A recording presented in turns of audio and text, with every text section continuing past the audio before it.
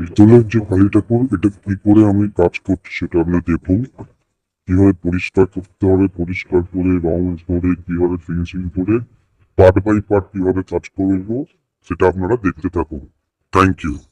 তো দেখুন সাজানো হচ্ছে। এবারে মাকে এক এক করে কাপড় সাজাবো, তারপরে ডেকোরেশন করবো একটা একটা করে আইটেম সাজিয়ে আপনাদের সামনে প্রেজেন্টেশন দেবো। কেমন লাগছে সেটা আপনারা জানাবেন। তোমরা শিখতে চাইলে শিখতেও পারো, কোনো অসুবিধা নেই।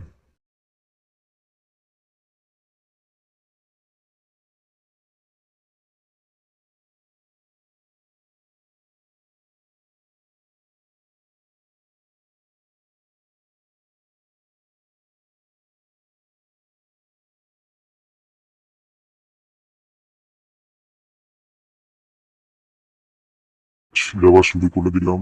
দেখুন, ও মাই গড, এবার দেখে মনে হচ্ছে যে নাকালিকে কি সুন্দর লাগছে। যেমন ডেকোরেশন তেমনি সাজানো হয়েছে, তেমনি রং করা হয়েছে। আপনারা like, comment, share and subscribe করতে থাকুন আরো নতুন নতুন ভিডিওর জন্য। তৈরি থাকুন। Tata, bye bye.